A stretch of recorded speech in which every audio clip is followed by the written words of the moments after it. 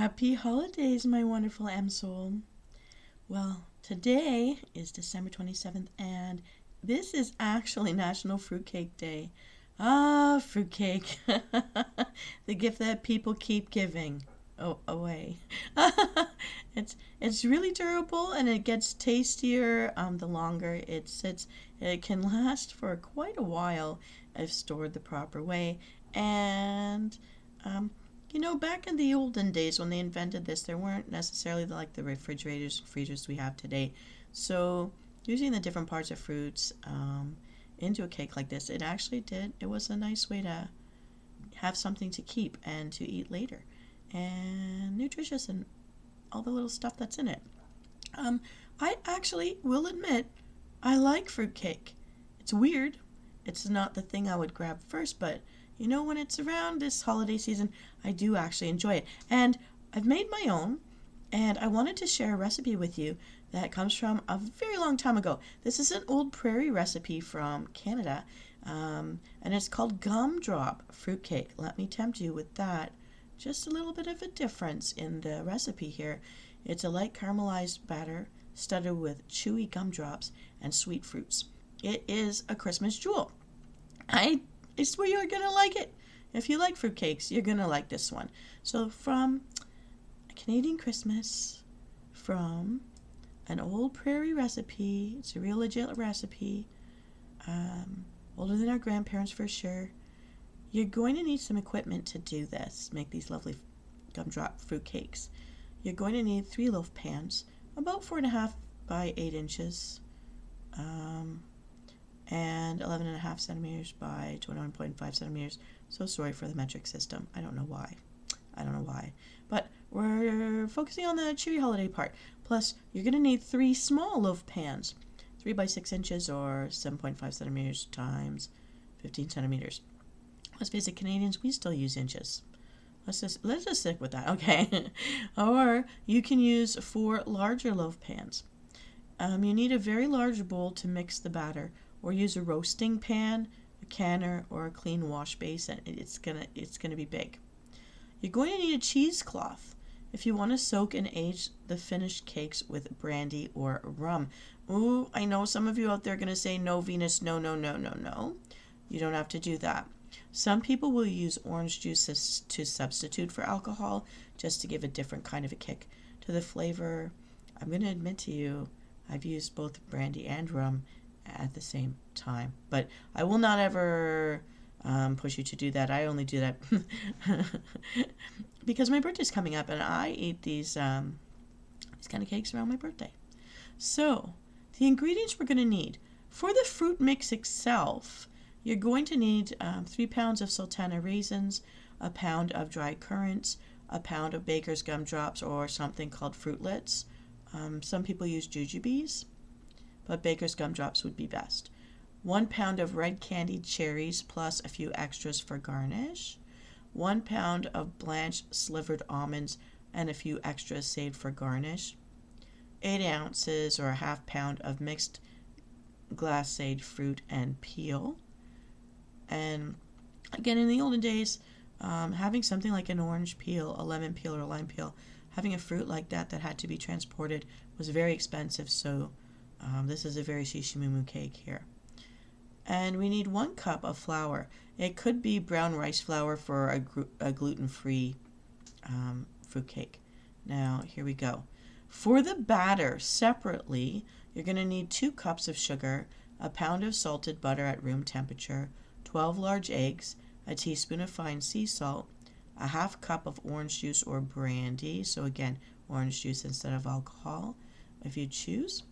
You're going to use like a 1/4 cup of thawed frozen orange juice concentrate plus 1/4 cup of brandy or rum, if you like. 1 tablespoon of pure vanilla extract, 1 tablespoon of rum extract or brandy extract, this is optional. 2 3/4 cups of regular flour or gluten-free flour blend. For gluten-free, instead of the blend, you can also use 1 cup of sorghum flour plus 1 cup of tapioca starch plus a half cup of milled flour plus a 1/4 cup of ground golden flax seeds. and that actually has a nice texture. It's a nice flavor too. You'll need a cheesecloth and additional brandy or rum to soak the cakes. This is optional at the end of the whole process. All right.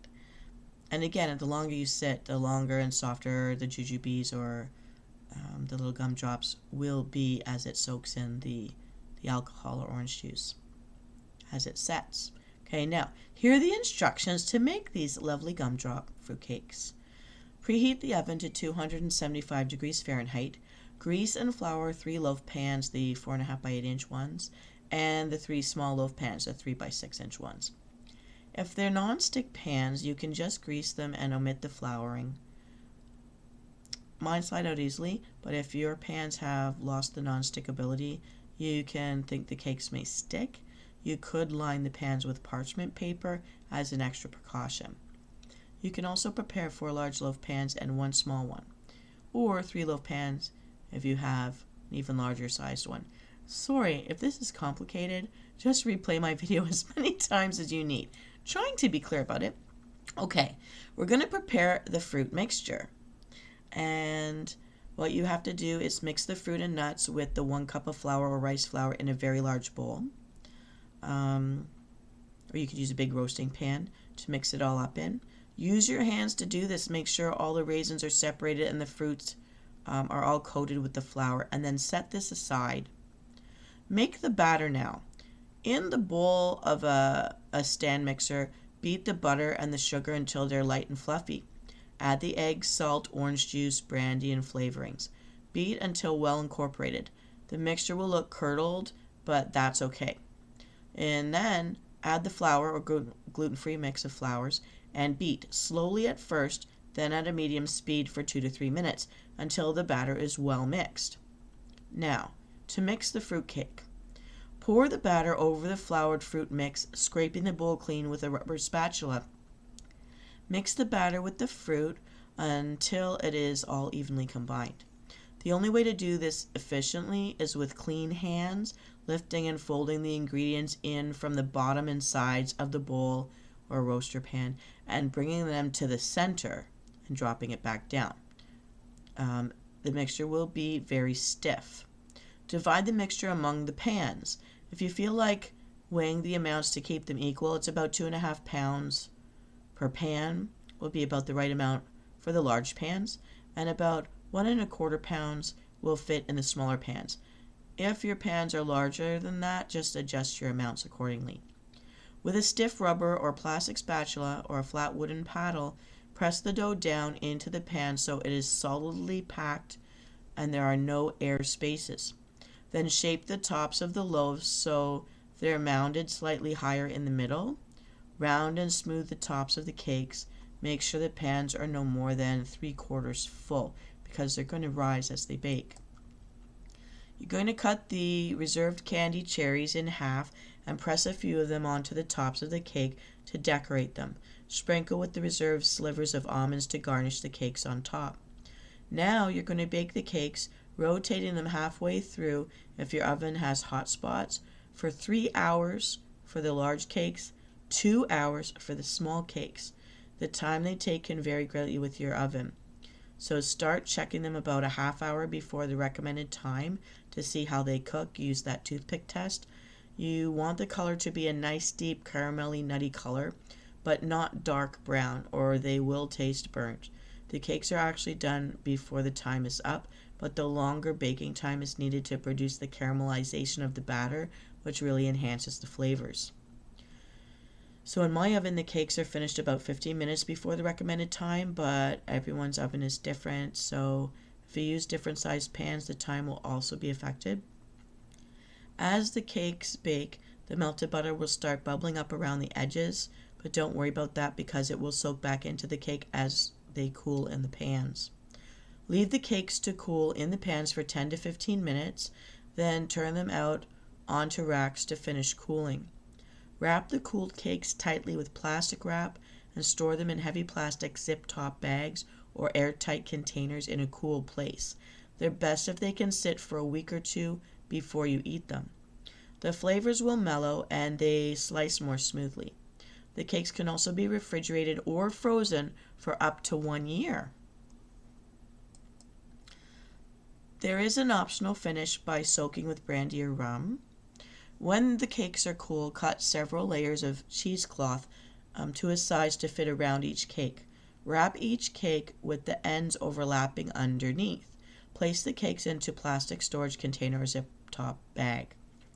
Drizzle the top of each wrapped cake with 2 to 3 tablespoons of brandy or rum. No need to make sure it's all soaked in. The alcohol will slowly wick around the cake as it is stored and soak all the sides. Seal the containers or bags and store them in a cool place for several weeks to several months before you serve them. If you'd like to douse them with more brandy or rum in a few weeks, you can go for that. If they're doused several times, they will keep much longer. This makes about 11 3/4 pounds of gumdrop fruitcake, 3 large and 3 smaller variations thereof, enough for Christmas gifting or sneaking out of storage and enjoying a big slab with a cup of tea any time of the year.